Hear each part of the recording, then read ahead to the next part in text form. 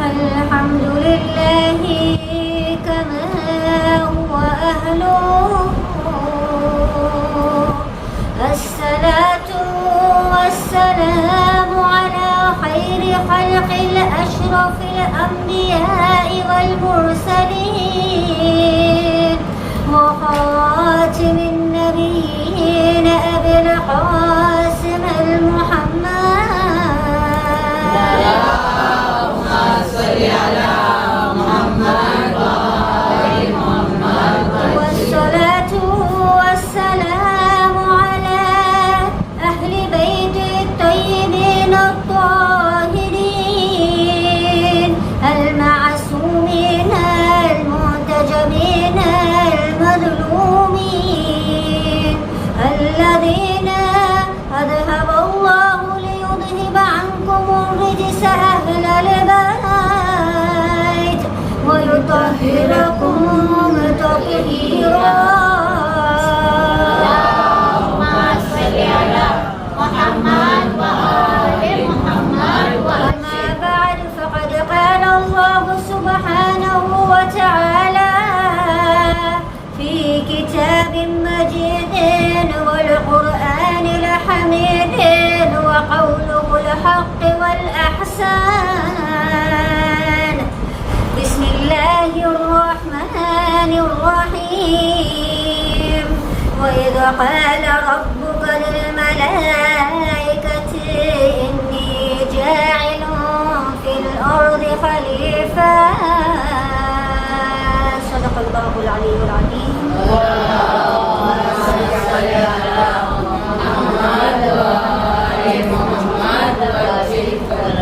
فرش اعضا پہ جب بھی آتا ہے تو صرف غم زہرا بانٹنے کے لیے نہیں آتے بلکہ وہ رونے والے امام جو ہے جس کا دن آج ہے جو خون کے آنسو رو رہے ہیں خون کے قطرے روزانہ 24/7 رو رہے ہیں ان کو پرسہ اور تعزیت پیش کرنے کے لیے آتے ہیں مگر سوال یہ ہے کہ کیا ہمارا رونا اس بزم عزا میں آ کے ہمارا فرش اور عرش عزا پہ بیٹھنا صرف یہی کافی ہے کیا امام کی آمد کے لیے امام کی منتظری کے لیے امام کے آنے کے لیے کیا ہمارا ایک جگہ پہ بیٹھ کے رونا یہی کافی ہے تو محرم صفر 1447 کا جو ٹاپک تھا وہ تھا من القیام الی القائم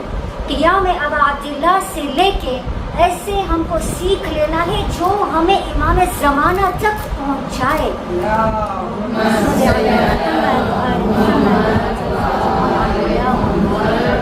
لہذا عزیزان محترم فرض کریں کہ آپ کہیں پہ راہ پہ گزرتے ہیں اور جب راہ پہ گزرتے گئے وہاں پہ آپ نے دیکھا کہ اتنا بڑا کھائی ہے ایک پٹ ہے اور کوئی انسان اس میں گر گیا ہے اور وہ سر پیٹ کے رو رہا ہے کہ میری مدد کرو میں یہاں پہ گر گیا ہوں اب ہم جیسے جاہل انسان وہاں پہ پاس ہوئے گنہگار انسان وہاں پہ پاس ہوئے ہم نے دیکھا یہ بیچارہ رو رہا ہے ہم بھی بیٹھ کے رونے لگے سر پیٹنے لگے کہ ہائی یہ بیچارہ گر گیا ہائی بیچارہ گر گیا اب ہمارے بعد جتنے بھی آئے ہم کو دیکھ کے انہوں نے کیا کیا انہوں نے بھی سب صف بچھا کے رونے لگے کہ ہائی یہ گر گیا ہائی یہ گر گیا کیا وہ بندہ جو گر گیا وہ ہمارے رونے سے سہم ہوتا ہے کیا وہ سیٹسفائیڈ ہوتا ہے کہ بس میری مصیبت پہ آپ روئے اور میری مصیبت کے آپ نے کوئی ہیلپ نہیں کیا will he be satisfied نہیں نا لہذا اگر میں کوئی رسی ڈھونڈوں اگر میں کوئی ایسا اپائے ڈھونڈوں کوئی ایسی چیز ڈھونڈوں جس کے ذریعے میں اس کو وہ مشکل سے نکالوں اس کی صدائے مدد کو میں جواب دوں ان ایکشنز تب وہ جا کے وہ ہول سے نکلے گا اور وہ تھینک یو کہے گا اور ان کا ہیلپ ہوا اب عزیزان محترم قتل گائے ابا عبداللہ ہمارے نظر کے سامنے ہے امام حسین نے اصلاح امت کے لیے سب کچھ قربان کر دیا کس کے لیے؟ اصلاح امتی، امت جد رسول اللہ و صراط ابی طالب علیہ الصلوۃ والسلام.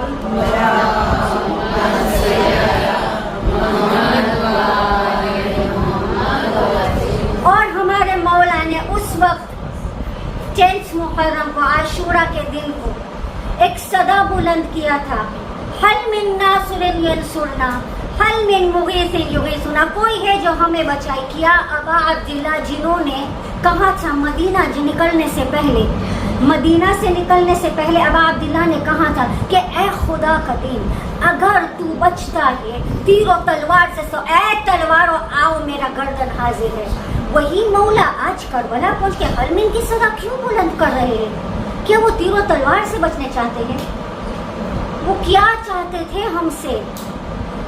عزیزان محترم، اصلاح امت رسول اللہ کے لیے امام حسین نے جو قدم اٹھایا اور حرمین کی صدا جو بلند کی وہ آج تک گونج رہی ہے. اور قرآن میں جو ہماری فیورٹ آیت ہے آیت الکرسی، اس میں ایک رسی کا نام ہے جس کو کہتے ہیں عروۃ الوثقی.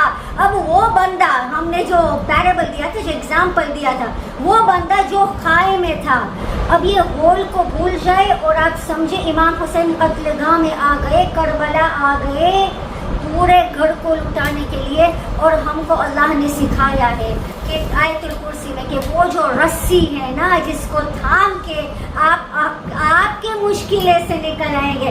عزیزان محترم، ہم ہی تو ہے انسان جو وہ پرابلم میں ہے، ہم ہی تو ہے جو گنہگار ہے، ہم ہی تو ہے جو گناہ میں گرفتار ہو چکے ہیں. اور ہم دعائے حزین جو صلاۃ التہجد کے بعد اور نماز فجر کے پہلے دعائے حزین ہے، چھوٹی سی 3 منٹ کی دعائیں، اس میں ہم کہتے ہیں وَمِنَ النَّفْسِ الْأَمَّارَةِ بِالسُّوءِ إِلَّا مَا رَحِمَ رَبِّي. اور اے خدایا، ہمارے نفس امارہ جو ہم کو برائی کے طرف کھینچ رہا ہے، اس سے آپ ہمیں بچائے، کیونکہ آپ کے رحمت کے بغیر ہم اس سے بچ نہیں سکتے. لہذا عزیزان محترم، ہم ہی ہے وہ پرابلم میں، اور امام حسین نکلے ہمارے آپ کی اصلاح کے لیے. اور امام جب سب کچھ قربان کر رہے تھے تو آپ دیکھنے جاؤ تو کون سی پوزیشن میں وہ قتل ہوئے. امام علی علیہ السلام بھی سجدے میں قتل ہوئے اور ابا عبداللہ بھی سجدے کی حالت میں قتل ہوئے. لہٰذا پیغام ہی یہی ہے، اصلاح امت اگر ہے تو وہ ذات نماز میں ہے. امام حسین علیہ السلام نے نماز کو زندگی دے کے خود شہید ہو گئے تاکہ ہمارے آپ کی نماز بچے. مگر نماز میں ہے کیا؟ ہم نے عرض کیا تھا نماز میں انتظار فرج ہے، بٹ کیسے؟ میرے کھڑا ہونا، میرا جھکنا، میرے سجدے میں جانا، میرے دوبارہ کھڑا ہونا، وہ مجھے کیسے اصلاح دے رہا ہے، وہ مجھے کیسے ریفارم کر رہا ہے. تو عزیزان محترم، پرسوں کی مجلس میں ہم نے 2 نقطے بیان کیا تھا. تو 3rd and 4th ریزن یہ ہے کہ ہماری نیت اور ہماری کیفیت. ہم جب نماز پڑھتے ہیں، پریلیمنری آف نماز یہ ہے کہ پہلا تو ہمیں نیت صاف ہونا چاہیے. نیت کیا ہے؟ قربتاً الی اللہ. کیفیت کون سی ہے؟ کس نقطے کو آپ دیکھ کے نماز پڑھتے ہو، کس نقطے کی طرف رجوع کرتے ہو، کس نقطے کی طرف آپ اپنا توجہ فرماتے ہیں پھر نماز پڑھتے ہیں. اور اگر وہ نقطے پہ اگر آپ قائم نہیں ہے، قائل نہیں ہے، تو آپ کا نماز ہی باطل. جگہ جگہ پہ مؤمنین مؤمنات جہاں پہ بھی پہنچے تب کیا ڈھونڈتے؟ قبلہ ڈائریکشن. نماز پڑھتے ہیں تو نیت قربتاً الی اللہ، دیکھنا ہے رب کے گھر کو. کیوں؟ کیونکہ سورہ آل عمران میں اللہ ارشاد فرماتے ہیں کہ خدا کا گھر جو ہے، خانہ کعبہ جو ہے، وہ ایک مبارک ترین گھر ہے، مبارک ترین عمارت ہے اور وہ ہدایت دیتی ہے. میرا آپ سے سوال ہے، سب پڑھے لکھے ہیں، ہم سب اسکول گئے، سب یونیورسٹی گئے، کالجز گئے ہیں، کچھ نہ کچھ تو پڑھا ہے ہم نے کہیں نہ کہیں پہ، یا تو گھر میں پڑھا ہے یا تو باہر پڑھا ہے. سوال یہ ہے کہ جب آپ اس اسکول سے پاس ہو گئے تو آپ بولو گے یہ اسکول نے مجھے سکھایا، یہ یونیورسٹی نے مجھے سکھایا آپ نہیں بولیں گے، کیونکہ آپ کے گھر میں آپ کے والدین سکھا رہے ہیں، آپ کے اسکولز اور کالجز میں ٹیچرز اور پروفیسرز اور لیکچررز سکھا رہے ہیں۔ لہٰذا عزیزان محترم، خانہ کعبہ کی طرف اگر آپ کو ہدایت ملتی ہے تو یہ تو دیکھیں کس کی نزول ہوئی ہے خانہ کعبہ میں، جو ٹیچر ہے، جو ہدایت دینے والے ہیں۔ تکبیر، اللہ اکبر،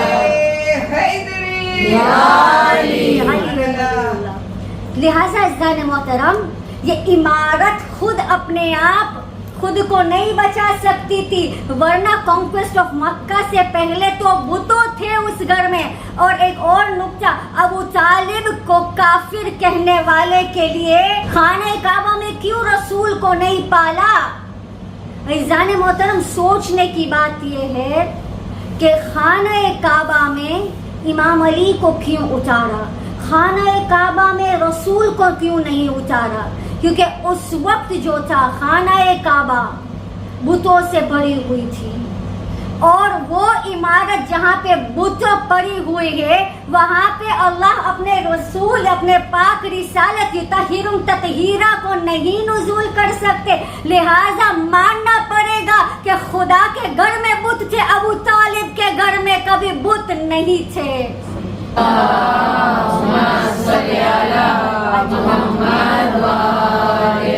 اب سوال یہ ہے کہ رسول کے پاس صحابی اتنے سارے تھے، رسول کے پاس اتنے سارے صحابی تھے جو لا الہ پر قائل تھے، محمد رسول اللہ پہ قائل تھے، نمازی پڑھ رہے تھے، لہٰذا ابا عبداللہ کو اصلاح کہیں کے لیے، کس چیز کے لیے ابا عبداللہ کو اصلاح کرنا پڑا؟ اور کیوں وہ حلمین کی صدا آج تک گونج رہی ہے جب تک سب نمازی ہے؟ آپ یہاں سے باہر جائیں گے تو کتنے مساجد ہیں، جگہ جگہ پہ مساجد ہے، وہ اپنے کو جو بھی نام بلائے، لا الہ الا اللہ تو پڑھ رہے نا، محمد رسول اللہ تو پڑھ رہے ہیں نا، تو پھر اصلاح کس ضرورت کی تھی؟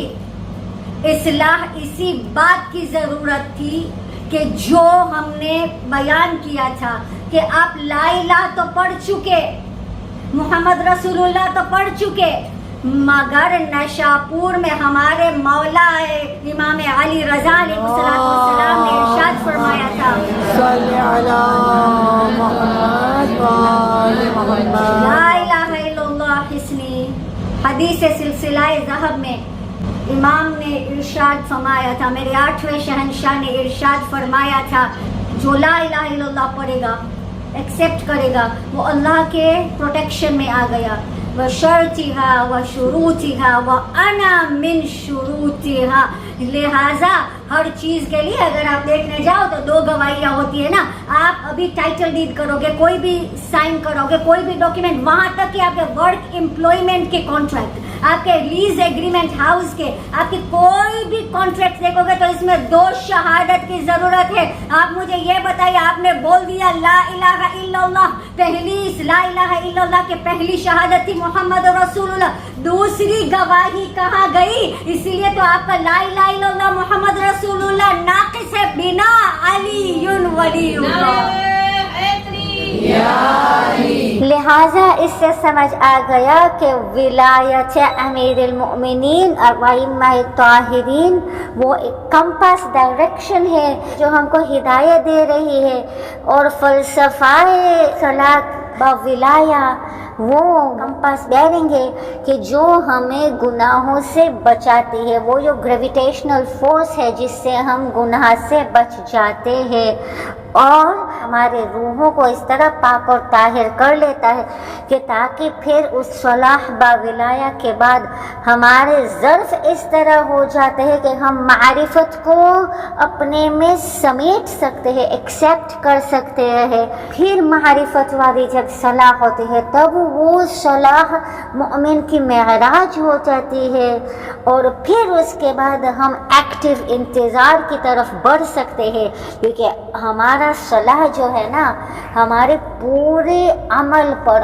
پوری کیفیت پر افیکٹ کرتی ہے۔ اور آپ دیکھیں گے، آپ نوٹس کریں گے کہ جب ہماری صلاح اچھے سے نہیں پڑتے تو اگلی صلاح کے لیے کھڑے ہونے کے لیے کچھ خلل ہو جاتے ہیں یا کچھ ڈیلیز ہوتی ہے، وہاں تک کہ جب ہمارے पांचों सलाह सही नहीं होती तो आप देखेंगे कि हम गुनाह की तरफ भी बढ़ते रहेंगे जबकि सलाह भी पढ़ रहे हैं, और हम तहज्जुद के लिए भी वक्त पे नहीं खड़े हो पाएंगे, क्योंकि तहज्जुद वो पाक व पाकीज़ा नमाज है कि जो अगर आपके वाजिब नमाज उस मेयार पर पहुंच जाती है फिर आप तहज्जुद पढ़ सकते हैं, वरना नहीं पढ़ सकेंगे। नारे तकबीर। लिहाजा इज़ान मोहतरम, इमाम हुसैन ने नमाज ज़ात सलाह इसलिए बचाई क्योंकि ज़ात सलाह अगर बाविलायत सलाह पढ़ेंगे तभी हमारा ज़र्फ खुलेगा, अहले बैत की मारिफत की तरफ हम रुजू होंगे और हम समझेंगे, क्योंकि आप जब नमाज पढ़ते हैं तब किबला की तरफ देखते हैं, वो किबला वो काबा क्या बोल रहा है, काबा भी सदा बुलंद कर रहे हैं ना कि मैं कुछ नहीं था, अली ने मुझे पाक किया। तो अली के बगैर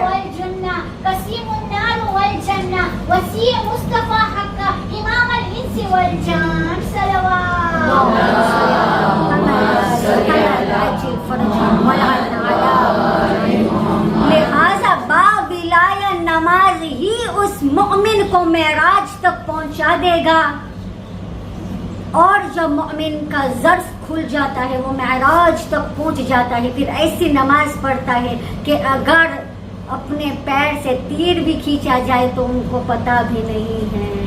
साइल ऐसे ही मांग रहा है तो उनको सदा नहीं आती, जब खुदा से मुतवज्जे होके सदा करता है तब अंगूठी रुकू की हालत में ज़कात अदा होती है, और तभी ऐसे नमाजें होते हैं जिसमें सैयदुस्साजिदीन और ज़ैनुल आबिदीन कहा जाता है। मगर जैसे हम हमेशा अर्ज़ करते हैं वकुल्लुना मुहम्मद। अब देखने जाए तो इमाम हसन अलैहिस्सलाम पहले सब ये मजलिस के सबसे पहले सिलसिले में हमने इरशाद फरमाया था कि इमाम हसन अलैहिस्सलाम के बाद क़ियाम हुआ, बिकॉज इमाम हसन के पास सपोर्टर्स नहीं थे। अब आप गौर फरमाइए कि निज़ाम इलाही ऐसा है कि हर हसन के बाद एक क़ियाम है। इमाम हसन अल-मुज्तबा इब्न अली इब्न अबी तालिब अलैहिस्सलातु वस्सलाम के बाद क़ियाम अबा अब्दिल्लाह थी, और इमाम हसन अल-अस्करी अलैहिस्सलातु वस्सलाम भी एक क़ियाम इमाम ज़माना की होगी, क्योंकि हसन का मतलब है हुस्न, और हसन से निकला है वर्ड हसनात। हम जितने भी अच्छे अमल करते, देखिए जब रसूलुल्लाह आए थे ना तब 500-600 साल का फर्क था नबी ईसा और रसूल खुदा में, जाहिल कौम थी। रसूलुल्लाह आके इस्लाह किया, रसूलुल्लाह के जाने के बाद 50 साल बाद करबला आमद हुई तो लोग फिर अपने रास्ते पे पलट गए, जबकि छुप छुप के अब मुनाफिक बन गए। पहले तो खुल्लम खुला काफिर थे, अब मुनाफिक बन गए। इमाम हुसैन को क़ियाम करना पड़ा। अब इमाम हुसैन से लेके इमाम हसन अल-अस्करी तक वही मुनाफिकत चलती रही। अब इमाम अल-अस्र को खुदा ने छुपाया। इज़ान मोहतरम, गलत फहमी ये है कि हम कह रहे इमाम गैबत में है, इमाम गैबत में नहीं है, हम गायब है।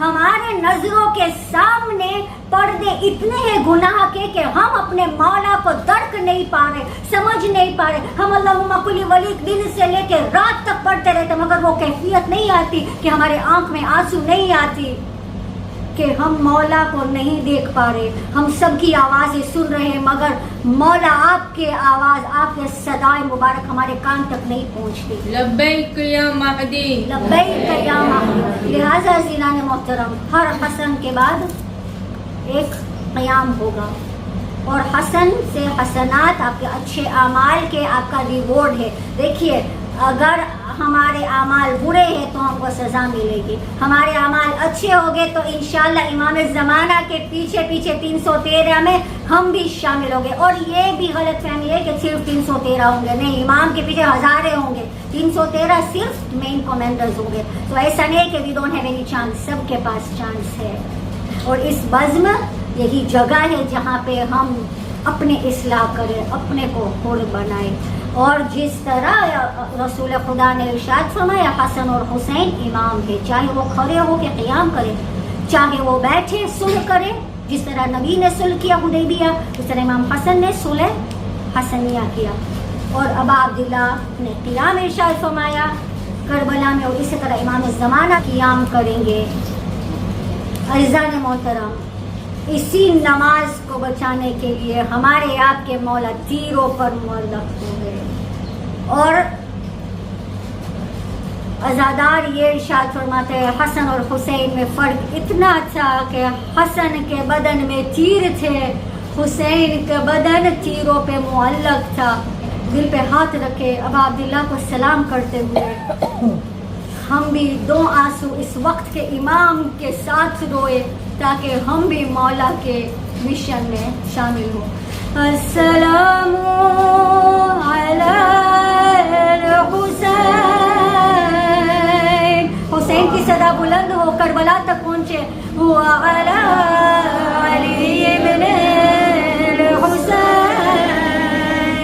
وعلی اولاد الحسین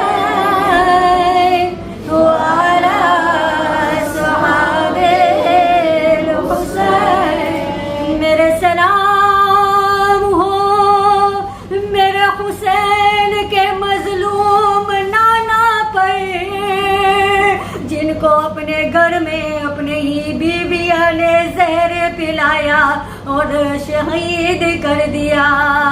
میرے سلام ہو میرے رسول کی غربت پر۔ عزیزان محترم، رسول خود ارشاد فرماتے ہیں سارے انبیاء کے مصیبت ایک طرف، میری مصیبت ایک طرف۔ میرے سلام ہو ہمارے رسول کے مظلومی پر، کہ جب رسول ارشاد فرماتے تھے کہ لا الہ الا اللہ پڑھو تو کوئی پتھر مارتے تھے، کوئی شاعر کہتے تھے، کوئی جاہل کہتے تھے، اور کتنی عجیب و غریب طنز لگائے جاتے ہیں۔ عزیزان محترم، اب سمجھ میں آیا کہ رسول پر پتھر پڑے تو زینب کو راہ کوفہ شام میں پتھر کیسے نہیں پڑتے۔